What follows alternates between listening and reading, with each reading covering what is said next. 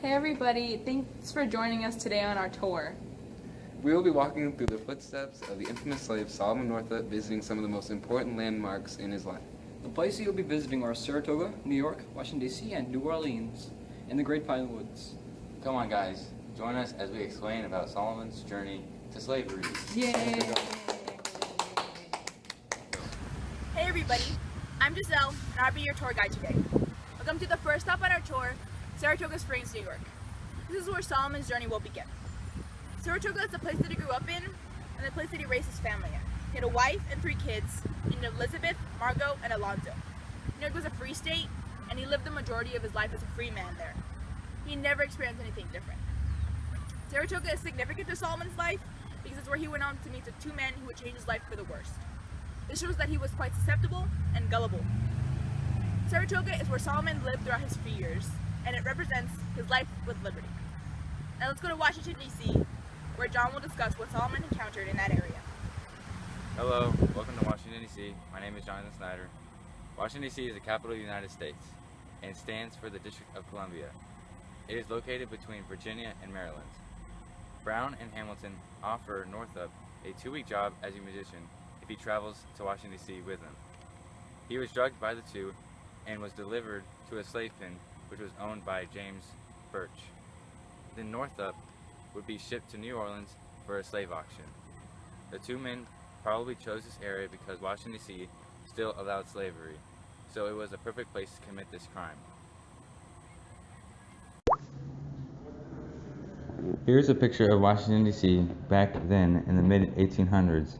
As you can see, there is the White House in the background, along with other buildings surrounding the area. Remember that the area was located near Virginia, which was a slave state.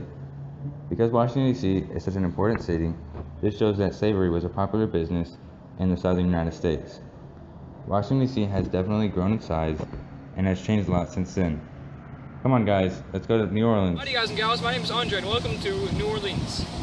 This is where Solomon was transported after he was captured and sold into slavery, along with some of his compadres. Solomon was captured in Washington and transported by sea to New Orleans. At the time, New Orleans was one of the biggest areas where slave auctions happened. In these slave auctions, grown men, women, and children were forced to do tasks to show the buyers how good they were. They would be forced to run around, jump, stretch, show their teeth, and do other meaningless tasks which showed off their strength, agility, and endurance.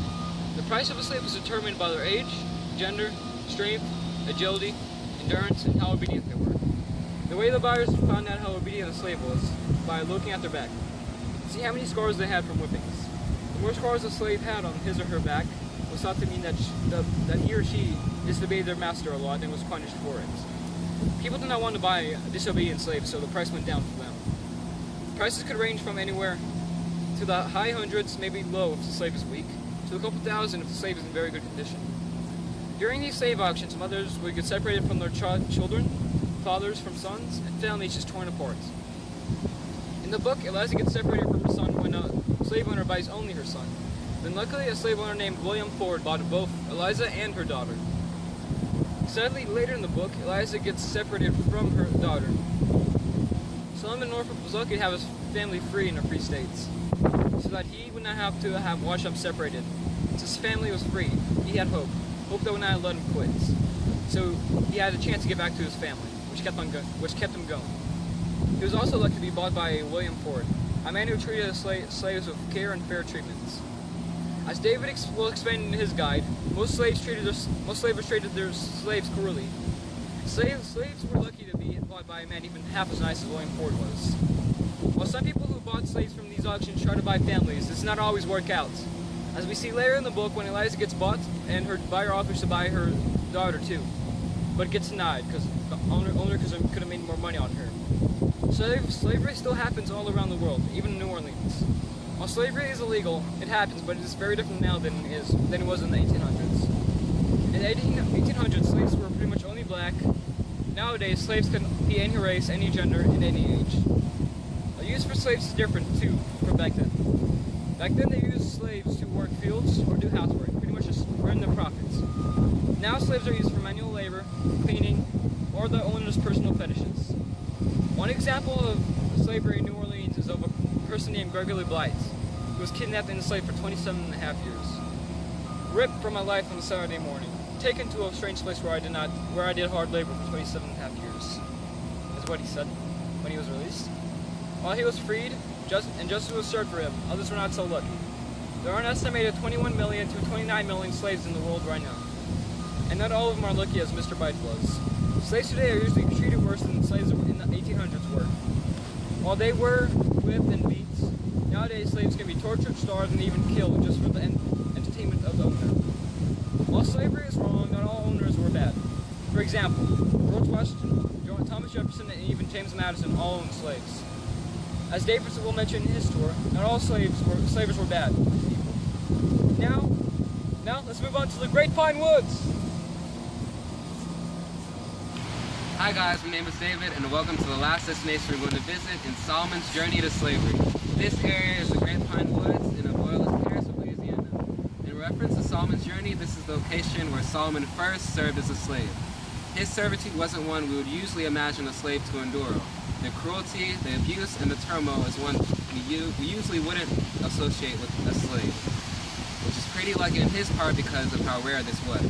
His master, William Ford, was one of the few moral slaveholders who showed kindness towards his slaves and educated them on the ways of God. Ford, because of this, was viewed as an outcast in society. Others felt that he wasn't fit to own a slave because of his sincerity towards them.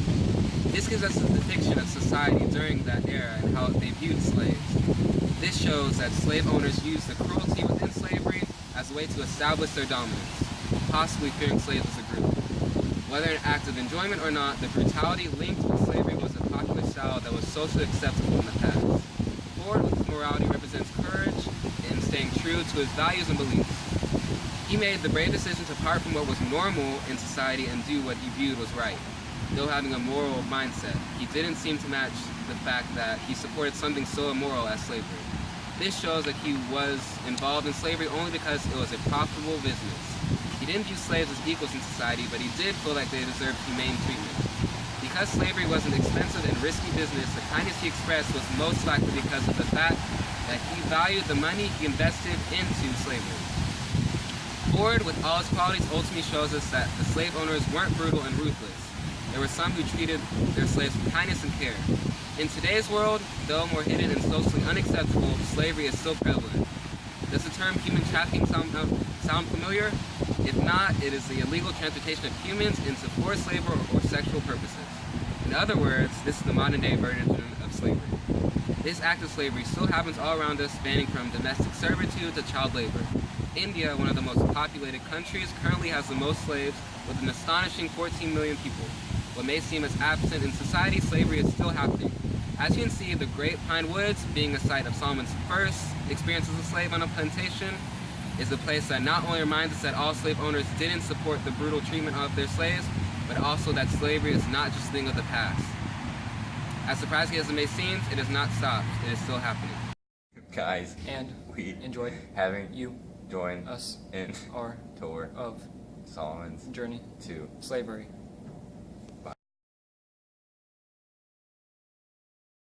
Howdy guys and gals, my name is Andre, and welcome to New Orleans. This is where Solomon was transported after he was captured and sold into slavery along with some of his compadres. Solomon was captured in Washington and transported by sea to New Orleans. By be bought by William Ford, a man who treated his slaves nice, with care, and treated them fairly. As David will explain in his guide, most slaves treated their slaves cruelly and...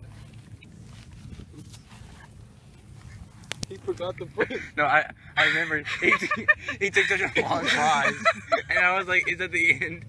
No, I recorded it, but he took a long pause, and Jonathan! No, we can just figure out where he's. The slave is weak. To a couple thousand of the slave is very good condition.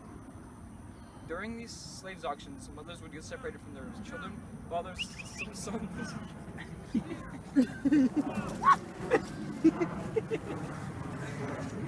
hate this thing. It's fine. Alright, good. Continue. Your toe.